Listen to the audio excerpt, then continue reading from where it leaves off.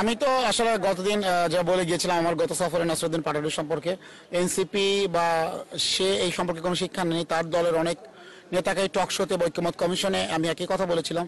তারা যে এনসিপি 150 আসন পাবে বলছে, আসলে তো তারা জাতির কাছে, মানুষের কাছে হাস্যকর, মানে হাসির পাত্রে পরিণত হচ্ছে। এগুলো হাস্যকর মন্তব্য তারা করে। তাদের মানসিক সুস্থতা নিয়ে অলরেডি সবাই প্রশ্ন করা শুরু করেছেন। আমি বলেছিলাম যে আমার বাসার পাশে একটা মানসিক স্বাস্থ্য হাসপাতাল আছে, জাতীয় মানসিক স্বাস্থ্য ইনস্টিটিউট। পাটোয়ারি যদি ওখানে আসতো, আমি চেষ্টা করতাম যে তাকে ওখানে একটু চিকিৎসার ব্যবস্থা করানোর জন্য, বা তার পাশে থাকতাম যদি প্রয়োজন হইতো। তারা তো এই পরামর্শগুলো শুনছেন না। তো মানুষের কাছে হাসির পাত্র কেন? আমাদের তরুণরা কেন মানুষের কাছে হাসির পাত্র হবে? এটাই আমাদের কথা। জি, রাজনীতির নির্বাচন নিয়ে আসলে কথাবার্তা হচ্ছে, ফেব্রুয়ারিতে নির্বাচন, অনেকেই শঙ্কা প্রকাশ করছে। আপনার কি আসলে নির্বাচনের শঙ্কা?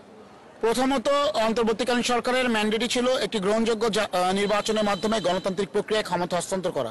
কিন্তু খোদ অন্তর্বর্তীকালীন সরকারের মধ্য থেকে নির্বাচন নিয়ে ধোঁয়াশা তৈরি করা হতো প্রথম থেকে। এখানে সরকারের ভিতরের একটা অংশ ছিল যারা নির্বাচনে আগ্রহী ছিল না।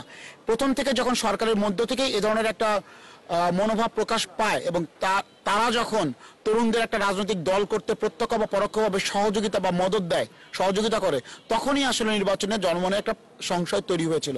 তবে আমরা আশা করছি সরকারের শুভবুদ্ধির উদয় হয়েছে এবং যে কোনো মূল্যে সব ষড়যন্ত্রকে মোকাবেলা করে, সকল অপশক্তিকে পরাজিত করে ইনশাল্লাহ সরকার, মাননীয় প্রধান উপদেষ্টা ঘোষিত সময়ের ভিতরে আগামী ফেব্রুয়ারিতে নির্বাচন অনুষ্ঠিত হবে, ত্রয়োদশ জাতীয় সংসদ নির্বাচন, যার মাধ্যমে বাংলাদেশ আবার পুনরায় গণতন্ত্রের পথে যাত্রা শুরু করবে। যেই গণতন্ত্রকে ফ্যাসিস্ট হাসিনা গত 16 বছর নিজ হাতে গলা টিপে হত্যা করেছিল। প্রথমত আপনাকে ধন্যবাদ। আপনারা জানেন এনডিএম ববি হাজ্জাজের নেতৃত্বে বিএনপির সাথে দীর্ঘদিন ধরে যুগপৎ আন্দোলন করে আসছে। আমাদের দলের চেয়ারম্যান ববি হাজ্জাজকে ঢাকার 13 আসনে ধানের শীষে প্রার্থী হিসেবে ইতিমধ্যে দলীয় হাইকমান্ড থেকে নির্দেশনা দেওয়া হয়েছে, তাকে কাজ করতে বলা হয়েছে সেখানে। এবং আমি আশাবাদী যে জোট থেকে আমরা দুইটা আসন পাচ্ছি ইনশাআল্লাহ, এবং সেই হিসাবে সেই ধারাবাহিকতা রাজবাড়ির 2 আসন থেকে এনডিএম এর মহাসচিব হিসাবে এখানেও আমি ধানের শীষ প্রতীক নিয়ে জাতীয়তাবাদী জোটের ক্যান্ডিডেট অর্থাৎ বিএনপি জোটের প্রার্থী হিসাবে আমি নির্বাচন করব।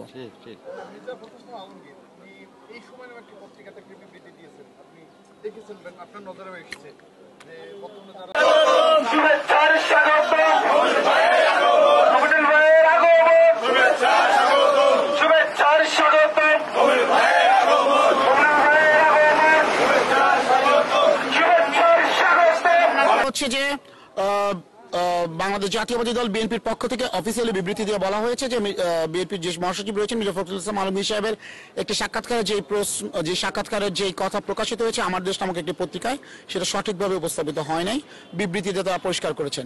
2 নম্বর কথা হচ্ছে আওয়ামী লীগ বলেন, জাতীয় পার্টি বলেন, যে কোনো রাজনৈতিক দল সংগঠন তারা যদি দলগতভাবে সংগঠন হিসেবে অপরাধ করে থাকেন, অবশ্যই বিচারিক প্রক্রিয়ার মধ্যে দিয়ে তাকে আসতে হবে এবং বিচারিক প্রক্রিয়ায় যে রায় হবে সেই রায় তাদেরকে মাথা পেতে নিতে হবে। তবে আমরা মনে করি আওয়ামী লীগ কোনো রাজনৈতিক দল না, এটা একটা সন্ত্রাসী সংগঠন।